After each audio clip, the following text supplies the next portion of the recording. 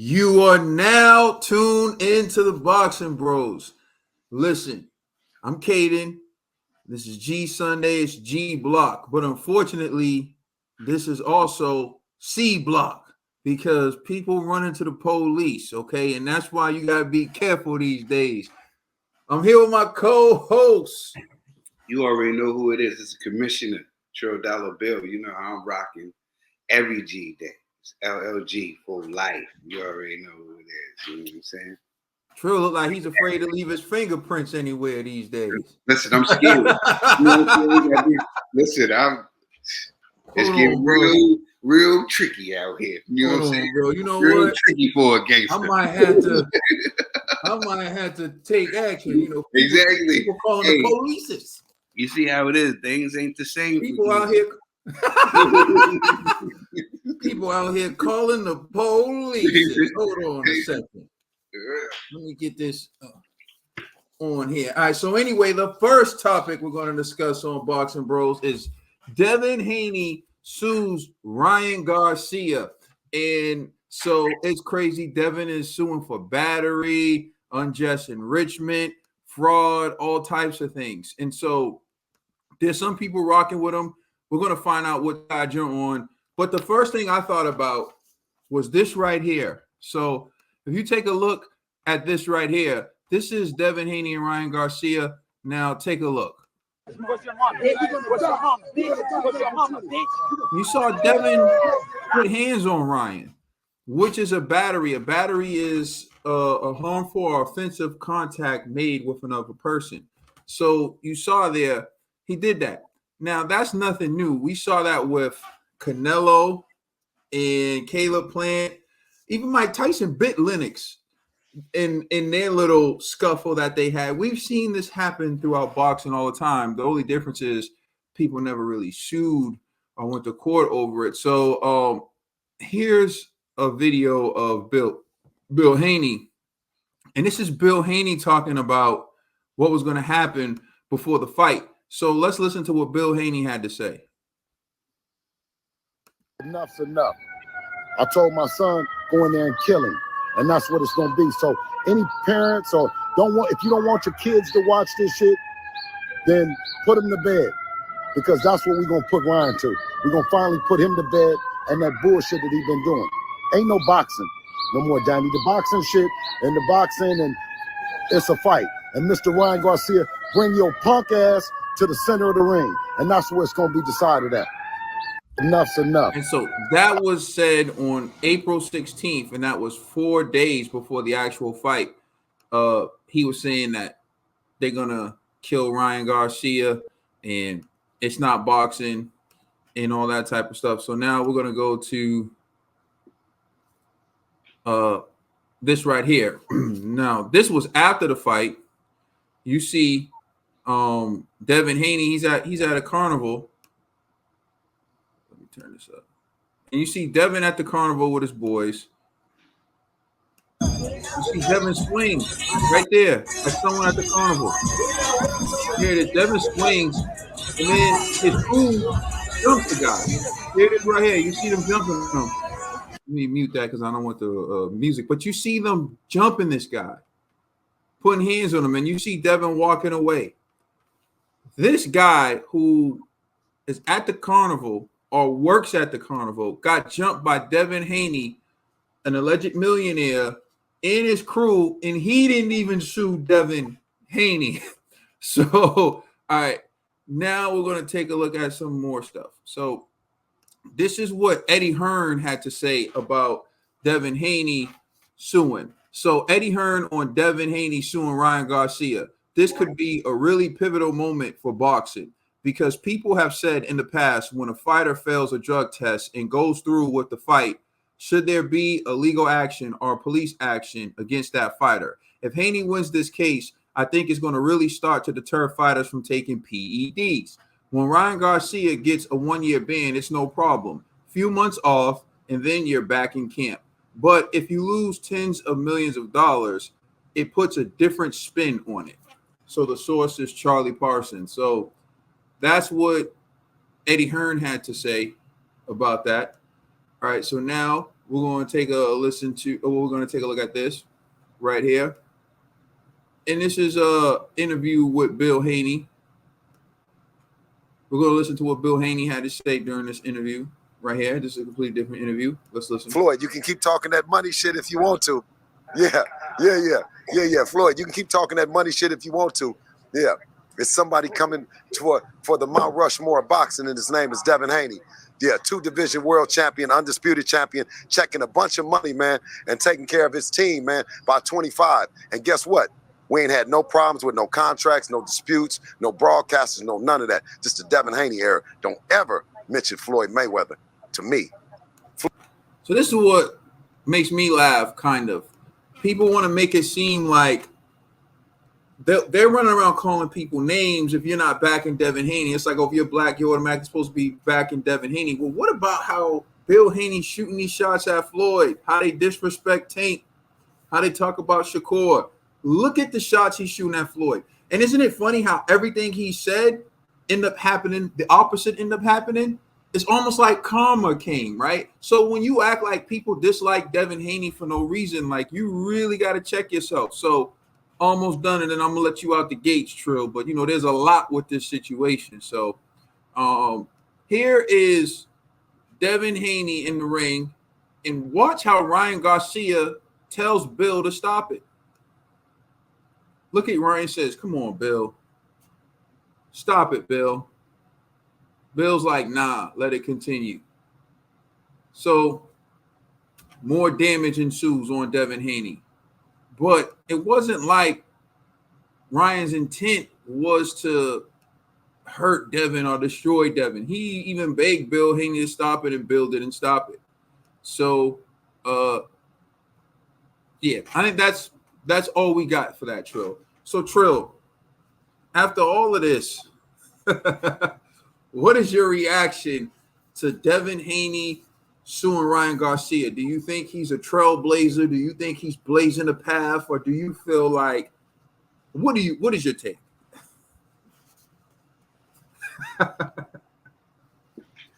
Yo, bro, it's like I'm caught between a rock and a hard place, right? Yo, like when Mike Tyson had that interview and he started crying, and he was like, yo, he said, because I get so mad, you know what I'm saying? And I feel like a bee, you know what I'm saying? Because I don't, you know what I'm saying? Because the old me, you know what I'm saying? Right? Yeah. Right? Yeah. I feel like there's so many punks out here. Like, I gotta be a punk too. You know what I'm saying? Like, you know what I'm saying? When I read these comments in the conversations, like, I gotta be a punk too, because these people are punks. You know what I'm saying? So I gotta be a punk too. You know what I mean? Like, and I gotta go backtrack everything and proof this and that. Everybody knows that we was the first ones champion for Devin. We was talking about Devin before all these fanboys started talking about Devin. Before he even had a professional fight, we was telling people, watch out for this kid Devin. You know what I'm saying? So we've been always giving Devin praise. So once we say, like, this is corny and how the way you acting, we'll all of a sudden be haters, or, you know what I'm saying, like with Biden to say, we're not black. You know what I'm saying? You know what I'm saying? Because we don't agree, you know what I'm saying, with a situation or with Devin Haney, how he acts. This is corny. And I refuse to be corny with you.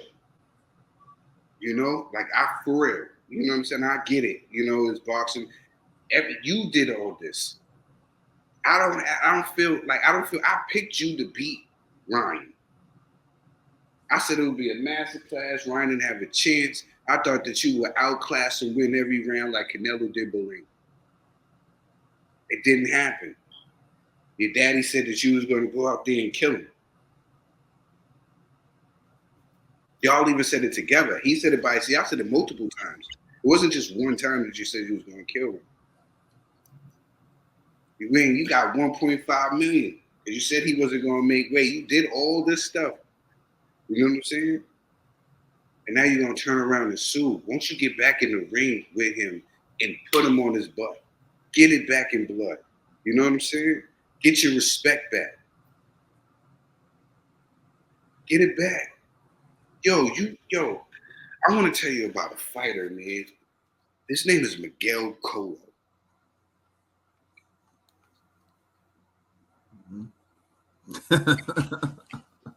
Miguel Cotto. You know what I'm saying? Like, yo, when he went through it, I get emotional when I think about that, man, because I think about how his father had to see in his last moment that he had with his father, and his dad was crying, seeing his son looking like that, and Miguel was crying tears of blood. You know what I'm saying? Because he took that beating from a guy wearing cast in his gloves. He did not sue him. He did not do everything that you're doing right now, and he has a better case than you had. He got it in blood, yo. He got it back. You know what I'm saying? He wanted to run it back. Shout out to Manny. Manny touched him up too. You know what I'm saying? But he wanted to get it back. He wanted to use these. That's why Miguel Cotto is going to be known as, you know what I'm saying? A legend, a warrior. You see the respect he get, the love he get. Years was taken off of him because of that fight that he had with Margarita. Years was taken off of his career. He never quit it ever before in the fight before. Yo, if you go back and watch that, yo, my eyes get blurred just thinking about everything that went on. And everything that happened after that, and me and Caden's life personally, everything that happened after that, yo, it's crazy. And you have the nerve and the audacity to do all this after you was talking all this big stuff. You was a gangster. You walking around here, all the tough stuff. You was insulting fans and everybody. You and your daddy. This is why Regis was saying that you was a punk and you who you really are. This is because you showed your true colors. Everything that Regis said, this is why. This is who you are.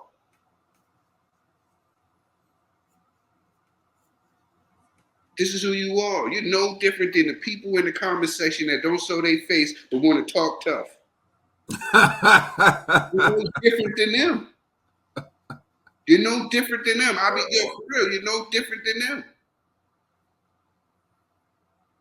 You get no respect, just like they do. I'm trying to tell you. We look at you like coward, like how we look at them, like a coward. That's how we look at you.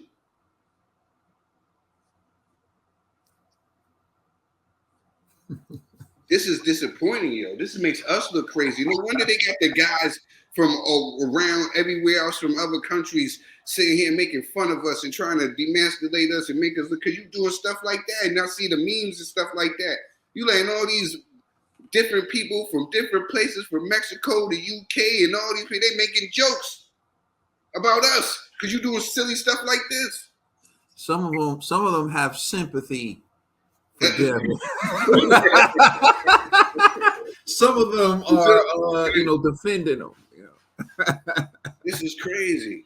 This is crazy. This is a bad look. I know it's business and y'all don't need the business. What happened to being a man at the end of the day?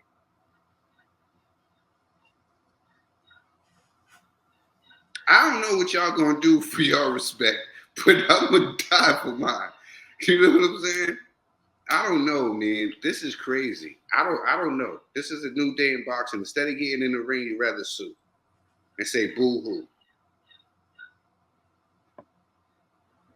You can change the narrative by just getting in the ring. I've been telling anybody who will listen, I think that you will win the rematch, Devin. I thought that you was doing good except for the highlights. I was clowning Ryan in his horrible shoulder roll. Nobody's hating on you. They're giving you constructive criticism, and this look whack. This is whack. And then everybody agrees with you. Listen, I know what type of person you are. You know what I'm saying? For real, because that is crazy. This is crazy. I don't know, bro. I'm sorry, but he can't hang with us. He can't, because he's gonna tell you. Remember Cousin Willie used to say that? Remember back in the day, rest in peace, Cousin Willie. Rest in peace, Cousin Willie. We used to have a person that used to hang around us. Cousin Willie said, he used to say, shout out to Kendrick Lamar, but Cousin Willie used this way before you. He said, he ain't like us. True. That is true. He said, he ain't like us. He's cool to, play video games and all that, but keep him away from you. He ain't like us. So R.I.P. Cousin Willie. Because Devin, he acting like he ain't like us. And you know what's funny about that? It's not just the being street or whatever. It's a mentality. Damn. Because the person you're talking about used to try to be street, used to try to hang around everyone. And I used to go to school. But all the street dudes knew that I was like that and they showed me love. But this guy, they would be like, he gonna tell me. He wanted to be in the streets so bad. We were trying to run from the streets. Yeah, that's kind of like Devin. Devin. I don't want to jump in. Well, my frustration was just showing. All right, bro. I was just sitting here kicking it like it's just me and you. My frustration. No, I got you. I just wanted to make sure that you was done chefing it up. Yeah, I was done. I was done being frustrated. Here's the reality. When people say someone's hating on Devin or whatever, you don't know what you're talking about. There are principles. In life, there are actual principles. Like if you really grew up in the hood, you know what it is. If you're a banger, you're a banger. If you're a hooper, you're a hooper. If you're a rapper or you're an artist or you do other things, that's what you are. But you don't conflate that, right? So, for example, when it comes to Devin was seen as a nice guy. He was seen as the nice kid. He presented himself that way. It seemed like around the Vasily Lomachenko time, he wanted to change that narrative. Now, you guys want to sit around and talk about a battery. A battery is a harmful or offensive contact made with another person, right? So let's talk about Devin, for example. Remember, he's at the face-off with Vasily Lomachenko. What does he do to Vasily? He pushes Vasily before the fight. Vasily doesn't know that's coming. That's an actual battery. Did Vasily do it? No, Vasily went to the fight because why? It's a part of boxing, right? It happens in boxing. So you know things can pop off. I pointed out to you Caleb Plant, Canelo.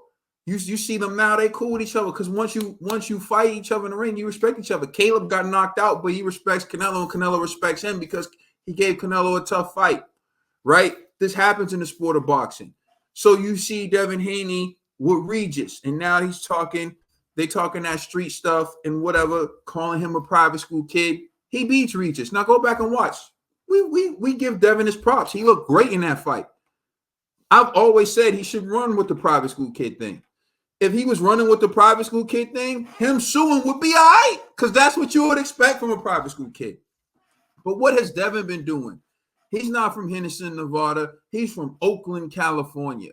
He got caught with the blicky. He got caught with the gun.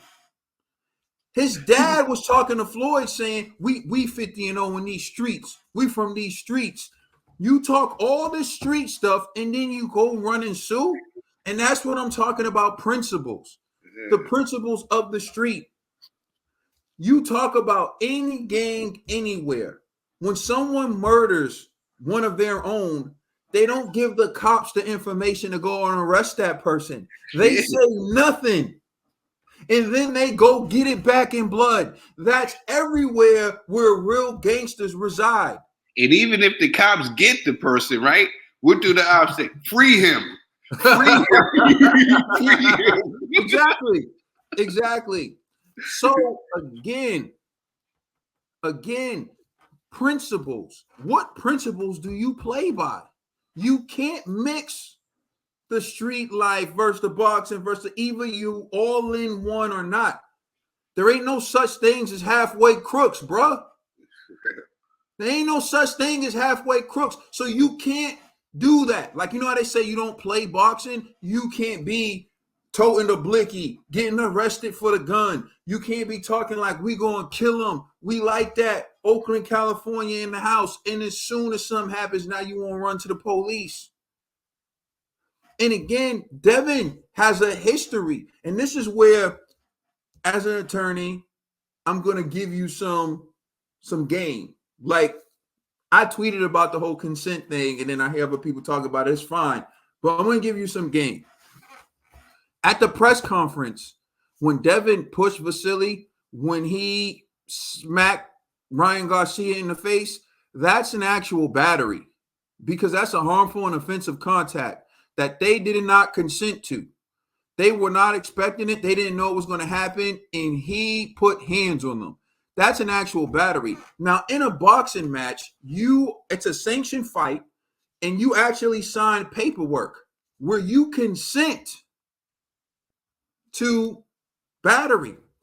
He consent to the rules of boxing, Marcus of Queensberry rules, which means he was allowed to punch Ryan Garcia in the face, and Ryan Garcia is allowed to punch him, and they're allowed to punch each other, and that's a part of the rules. So he consented to the battery. Now remember, consent is a defense to battery. So that's why in boxing, if someone dies in the ring, people don't get arrested. So you look at like Patrick Day, right? The person who fought Patrick Day didn't get arrested. Why? Because Patrick Day signed documents consenting to that fight, but he also assumed the risks. Now, assumption of risk. Here's something you guys got to understand. Assumption of risk. When you go bungee jumping or you go skydiving, even if you go like go-kart racing, whatever, you usually fill out this form. And when you fill out the form, what you're doing is you're signing a waiver, assuming the risk, right? Now, people taking PEDs in the sport of boxing is nothing new. That comes with the territory. Look at Tyson Fury popped after his fight with Christian Hammer. Dillian White has popped. People pop positive for PEDs all the time in the sport of boxing. So you take drug tests for a reason. You take drug tests because you know that there's a possibility that people might pop positive. Now, Ryan Garcia tested clean up until the day of the fight and after the fight. So everyone acting like, oh, he took PEDs to beat Devin. Well, the test suggests otherwise. The day of the fight, he tested positive for trace amounts of something. Trace amounts is very little. And you already heard Eddie Hearn, the guy who was saying this is big for Devin, say on Andre Ward's show, he thinks that Ryan took something to lose weight and it was contaminated. You heard Andre Ward say the same thing. Those who are in the know really, really know for this trace amounts or whatever, it wasn't like he was trying to gain an advantage. It was possible something was contaminated. Here's another thing that's documented. Look at the press conference. When Ryan's going on his spiel, Devin says, that mother effer's on something. That mother effer is on something. That's what he said. So now, if I'm Ryan's lawyers, I'm playing that too. He believed that Ryan was drinking. He believed Ryan was on coke and on something. He says it himself. He still took the fight. Ryan came in 3 pounds overweight. He knew Ryan was going to be overweight. He saw Ryan. He said, you're just going to pay me this money? And he still took the fight. Everything Devin did up until the fight, he assumed the risk. He knew in his mind, Ryan was on something. Coke, alcohol, all types of stuff. He knew Ryan was overweight. He took the money. He still assumed the risk. You got to look up assumption of risk. It's not just battery, but he consented to the battery. Then he assumed the risk. You know what assumption of risk means? When you're put on notice of the danger of something and you still continue to do it anyway. So if he was put on notice that Ryan was possibly taking banned substances, which cocaine is a banned substance. So if he's assuming that he's taking and he still steps in the ring, he assumes the risk. So you have consent. You have assumption of risk. As much as you like Devin or you want to make an excuse for Devin, it's nothing new. Then here's another thing. He knew that the results of fight night wasn't going to be given until later. So he knew the results of the test they took on that night wasn't going to come in until after the fight. and he still agreed to do the fight. So again, he assumed the risk.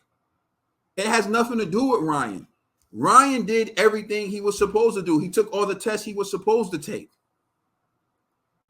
But also, you got to put things in its proper perspective. When you look at Ryan Garcia and you look at Devin Haney, who has the history of committing battery? Push Loma, slap Ryan, jump the kid at Carnival. Who got caught with a gun? Not Ryan. Devin Haney. Whose dad is out there talking about, this is about the streets, Floyd. We from the streets. We get it done in the streets. What happened when I saw your son in the streets and I had to do this in the streets? Since when do dudes in the streets use the court system to handle their business? This is what I'm talking about with principles. You got to stand for something or you fall for anything. But all of you who sit around defending Devin Haney, Bill, and acting like people don't have a reason to not like him, this is why people don't like him. This is why people don't like him. And I'll close by saying this, and you should definitely check on the next topic that we're about to have, because it's going to be a good one. Most fighters get love after a loss like Devin Haney took. Just look at Edgar Berlanga. He's on his celebration tour for getting his behind whooped. Every round. Canelo Alvarez. Lost every round. Lost every round, and people love him. Look at Deontay Wilder, how people loved him after he lost to Tyson Fury in the trilogy. It wasn't about the outcome of the fight. It was about you finally got to see Deontay Wilder really loves boxing. You finally got to see his heart. You got to see him dig deep. Anthony Joshua just got dominated by Daniel Dubois, and nobody is acting like he's garbage. The first thing everyone say is like, yo, he got more heart than I thought. Everyone's acknowledging that AJ has heart. Everyone's acknowledging that he is a dog after watching him get stopped by Daniel Dubois. That was the type of performance where Devin lost, but a lot of people were going to give him his props and be like, yo, I can't wait to see if this kid can get it back. But he's the one who turned it into everything with all these excuses, all this stuff, playing the victim, whatever. We just showed you all the things that prove Devin Haney's no victim. And I'm telling you, you put all this stuff before a judge, we're going to kill him. The guns, the streets, the this, the assumption of risk, knowing, being placed on notice that this man's not going to make weight, that this man's possibly using all types of substances, whatever. And he still took the fight. Why do you want us to feel sorry for Devin Haney? And I'm just going to end by saying this. You want to be in a victim mentality, that's cool. If you want to sit around and not hold people accountable, that's cool. That's the type of behavior that keeps you living in your mama's house and not owning it. That's the type of behavior that keeps you set behind. But when you actually hold people accountable and you look at it, you get props where it's due, you do whatever. Devin Haney needs to man up and do what boxers have been doing since the beginning of time. Get it back in blood. Let's go.